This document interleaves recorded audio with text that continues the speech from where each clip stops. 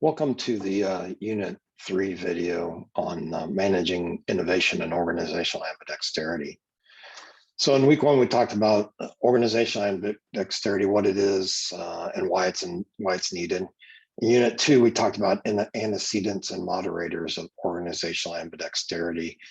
And in Unit 3, we're going to talk about exploration and exploitation and how they're conflicted learning processes or conflicted organizational learning processes. So just a quick review.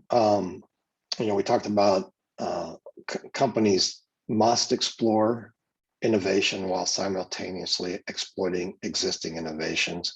We talked about how organizational ambidexterity is a simultaneous pursuit of exploration and exploitation. And definitions, just a review of the definitions again. Antecedents are the factors that affect the implementation of business philosophy. Moderators are factors that increase or decrease the strength of the relationship between business philosophy and results. And we reviewed last week a little bit about this chart, and we talked about the antecedents and moderators, and we talked about antecedents being leadership, top management team, contextual, structure, and alliances. We talked about the moderators being environmental dynamism, market orientation, resource endowment, and organizational capability. And those feed into the concept of organizational ambidexterity. And what you see is as organizational learning, which we'll talk about during this course in later weeks, is organizational learning, the concept of that, our learning organization, and how that feedback loop creates organizational ambidexterity as it brings innovation in from external and generates the outcomes that we want to achieve. So this diagram reflects the concept of organizational ambidexterity. So this week, I'm going to talk about why it's so difficult to do both. And what I want to do is just take you through the, kind of the growth and maturity of a company.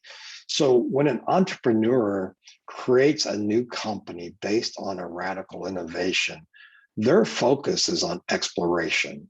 They are discovering and learning about a new radical innovation. And this is just a typical example, just to give an example. So what we see is an increase in exploration with the entrepreneur at the startup. They are they're searching for new ways of doing things, new ways to disrupt the market. They're looking at variation, how to vary things from the way things are done today. They're taking risk. They're experimenting. So they're really focused on that during the startup. So we see an increase in that. What we don't see as much with the entrepreneurs that are starting a new company is exploitation. So we don't see as much strength around implementing, refining, efficiency in process, execution against the processes as they've been defined, because their focus is on radical new innovation and transforming the way an industry works. So that's their focus during startup. But what we see happen is that as either the shareholders start demanding better returns, or maybe just the entrepreneur needs cash to continue to grow, they have to start thinking about how do they implement some of these radical innovations that they've discovered. So they start worrying about implementing those technologies or those innovations. They think about how to refine or tweak those in small incremental steps. They start thinking about efficiency in their process, whether that's supply chain, manufacturing, back-end accounting type processes, but they're constantly looking for efficiencies to drive money out of their process so that they can improve their cash flow. And their focus becomes execution on delivery and customer service and collecting cash, et cetera. So they become very focused on the exploitation type activities. Well, when you're doing that, it becomes very hard to start talking about exploration type activities because you're trying to improve cash flow, improve returns, but through efficiency and execution.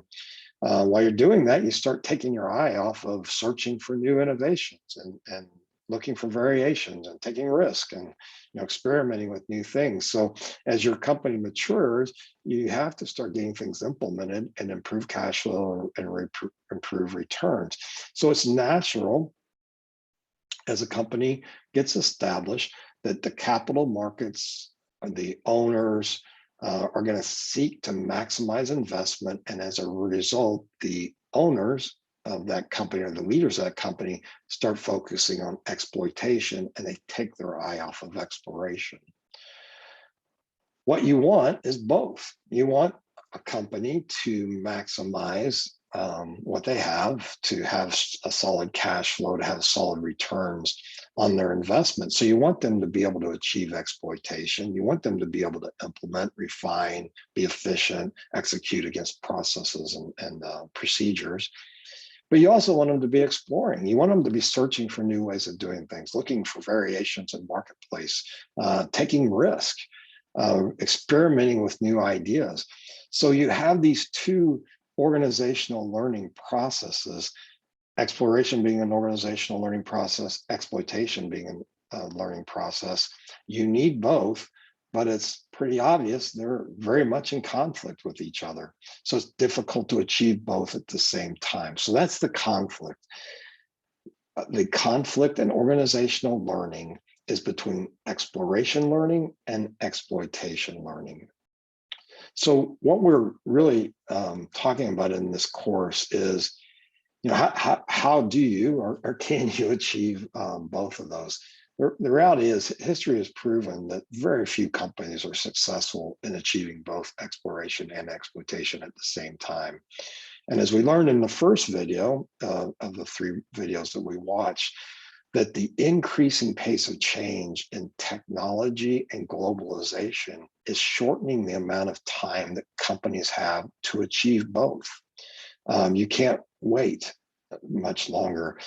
So as leaders, current leaders and future leaders, this pace of change and the requirement to do both just increases exponentially. So that's why we're studying this in this course, to recognize the need of that, to talk about different leadership styles and theories around how to achieve both.